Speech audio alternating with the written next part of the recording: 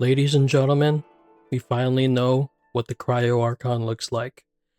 These past 7 years of Genshin have all led up to this one moment where we've been built up expectation after expectation across the years. And while Genshin hasn't exactly gotten like the best rep throughout these years, you cannot deny the what's the word called? The pedigree, the legacy that it put out throughout this year. And what I mean by that is the one most important word that Genshin has over the other gacha games is expectations. The very first trailer that we saw of Genshin, most of people I mean, that people always come back to is the Tevat Travail trailer, which shows the entire roadmap of the Tevat chapter, for all the way from Mondstadt all the way to Snezhnaya and then Khaenri'ah next year. Or maybe, but we'll just have to see. The roadmap of Tevat Travail that's laid out by Tevat Travail has us expecting, and we know what to expect with Snezhnaya. We know that it's coming here and then Khaenri'ah potentially next year. That is the one thing Genshin has over the other gacha games, like with Wuwa, Endfield, Zenless Zone Zero, Star Rail. They're all just like headless chickens in the dark, just continuously going whichever way. And that's not necessarily a bad thing.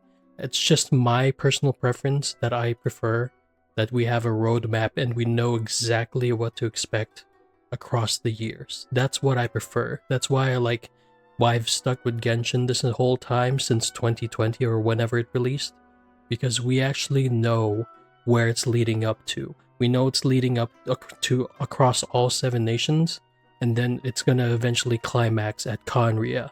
That is why I'm sticking with this story.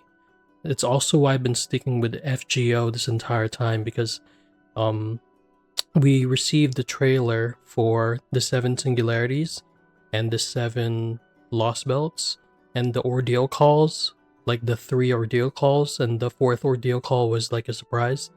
And we're probably going to receive a roadmap for the 3rd arc of FGO as well, because that's something to look forward to. That's something that keeps us hooked into the game. I don't know why Wuthering Waves or Zenless Zone Zero or Arknights Enfield or the other mainstream gacha games don't do that, because if we know what to expect, if we know like what bad guy organization to expect that we're gonna encounter, then it keeps players hooked rather than the story being shot in the dark and something new every time. But that's just me personally. But anyway, it's a long ass rant that I've been saying, but you guys have gotten my point at this point, right? What do I expect from this video? So before we watch it, I obviously have already seen what the Cryo Archon looks like. She's literally in the thumbnail, but I've also seen a female in a maid outfit. That's literally all I've seen. I do not know any of their names. Well, I've seen that the Cryo Archon's name is like Anastasia something, but that's literally it. I do not know anything about this video. So what do I expect in this video? Well, obviously the Cryo Archon, and I don't know, maybe she's gonna talk about the events that occurred with Dotore, because if you guys remembered in the previous chapter, Nahida used the Pyronosis to burn the, I was gonna say the Erd tree, this ain't Elden Ring. She burned the Irminsul. So people are saying that the Pyronosis isn't actually destroyed, she just snuffed it out. But I don't know, I think Nahida actually destroyed the full Pyronosis. So does that mean that Saritsa's plan is thwarted? Or I don't know. And if you look here, the title of this trailer is called Transcendence. We already know that that Saritsa is trying to like defy the gods or something like that, like she's trying to upend Celestia. I think that was also said in the Tevat Travail trailer. And there's also the fact that Dainsleif said she is a god left with no love for her people. I think I saw in the comments below this morning that she was the Archon of Love, and she has no love left for her people. That's why she grew cold. So that does make sense, but I don't know what to expect. And I also saw like something with Dottore being in a fucking wheelchair. I don't know what the hell that's about, but bro, why isn't bro dead? That's enough yapping. That's all my major thoughts about this whole encompassing story and why I've stuck with Genshin this entire time. Let's get started, and I'm not going to pause it, unlike people who always pause things. I'm not going to pause it for the very first time, so let's get to it.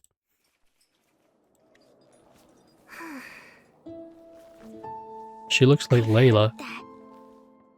The rules that govern this world are all essentially curses.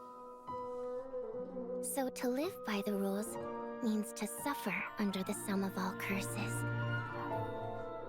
Are you talking about the snowstorms or Project Stuja? Stuja. The Tsaritsa.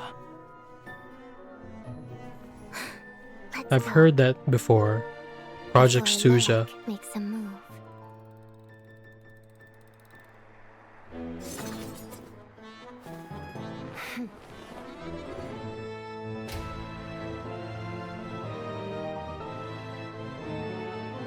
What is this, a play? They did mention that there was a play in the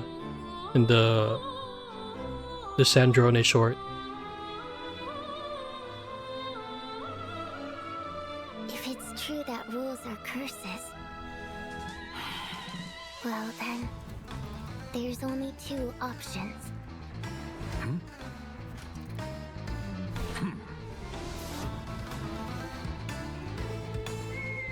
Either we overthrow the rules, or...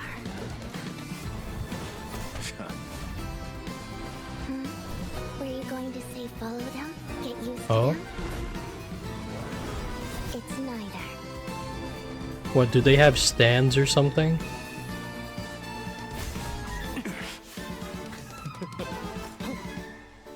We find a way to transcend the rules. Regarding the motion to extend Project Stuja, if there are no further objections. I have an objection! Huh? Me too. I object! We don't know what Project Stuja is, right? Oh my.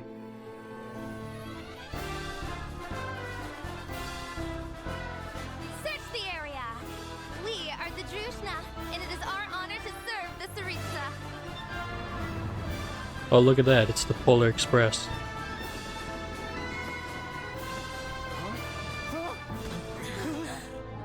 Forgive the intrusion.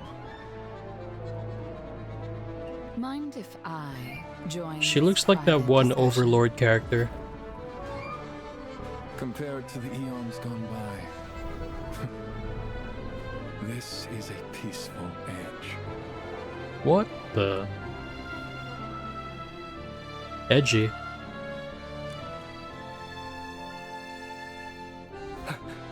Wait, the Kresnik's torch?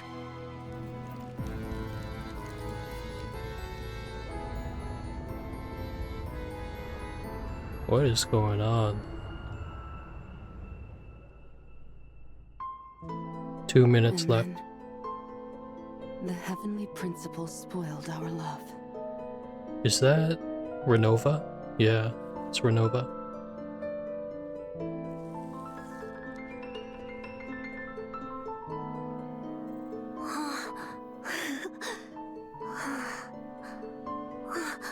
Mother?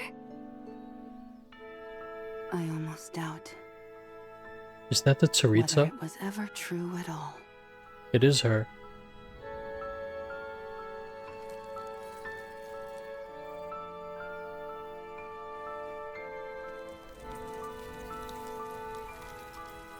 What the hell?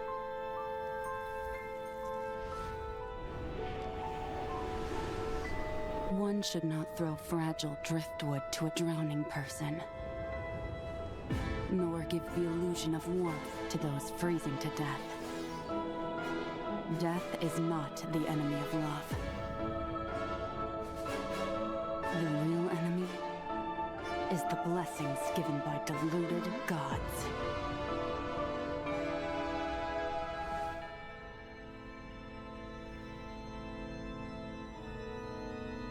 Those are the Gnosis.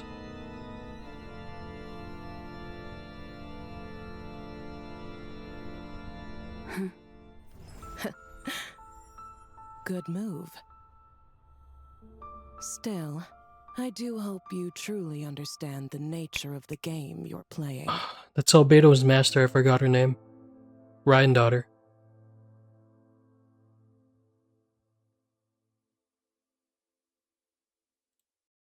So that's it. I kind of missed that part here. So let's just go back. I want to make sure I got this. One should not give the illusion not the enemy of love. Okay, I didn't get this part, so let me just watch this again. Death is not an enemy of love. The real enemy is the blessings given by deluded gods. So she has beef with Renova. And this is the chessboard. So that's the Electro Archon and Venti's. Venti's piece is fallen down. Raiden Shogun's piece is up. Zhang Li's is up. Nahida's is up. And that's Fontaine's, that's Farina. Now no, that's not Farina, that's Focalor's.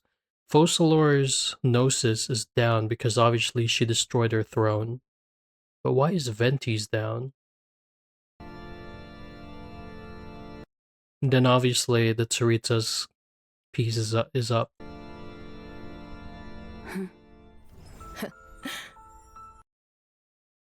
Good move. Still, I do hope you truly understand the nature of the game you're playing. So she's speaking with Ryan daughter. Very interesting. And if I recall correctly, Ryan daughter fused with one of the four shades, I believe. I completely forgot because I don't really keep up with the lore. Obviously, this shows all of the characters that are gonna come into play in Snezhnaya. Here's what I'm wondering. So obviously this is the final nation. So this is where things are gonna be like kicked into motion because this is literally the final nation before shit goes down in Khaenri'ah. So my question is this going to be a situation where the finale, conclusion, or climax of Snezhnaya directly ties like immediately right away to Khaenri'ah? Or are we just going to have to wait like an entire year again to get Khaenri'ah next year? Unless we delve more into like the Descenders, because we barely knew much about the Descenders. This seems like it's gonna have a lot to do with the Archons and Snezhnaya and the Harbingers and the Shades. It looks like the Shades are finally gonna be tied into the story directly because the Cryo Archon has some beef with Renova or Death. But yeah, the Tsaritsa just looks sad, obviously, because it looks like she lost her son, maybe? Or she just lost, like, kids of her nation. She had to sacrifice something, or she lost someone dear to her and that's why she has no more love. It's usually how it goes. So maybe she went the Obito route and someone that she loved very dearly just died and then now she's going scorched earth. Either way, she has something to do with transcending above the rules, obviously. So maybe this has something to do with visions and transcending above the rules of the heavenly principles. Very interesting. Either way, I have absolutely no idea about the lore. I'm a casual when it comes to these things, but either way, that's going to be it for my reaction in this video. If you like this video, please do like and subscribe, but only if I've earned it. And do keep in mind also, I am doing content on Grand Blue Fantasy, Endless Ragnarok once it comes out, and a lot more gacha content. I'm gonna try and stream my Snezhnaya playthroughs when 7.0 comes out, because 6.7 isn't gonna have a main story. So I'm obviously gonna skip that patch. I'm only doing patches that have main story quests. That's not a Genshin solely Genshin thing. I'm doing that for Wuthering Waves, Star Rail, Zenless Zone Zero, Enfield, Neverness to Everness. I'm skipping patches that don't have main story quests, so that's what I'm doing. I'm just playing actual games in the background. That's why I haven't been posting much. But anyway, do look forward to all of that content in the future, and thanks for watching. You have a good day. Peace out.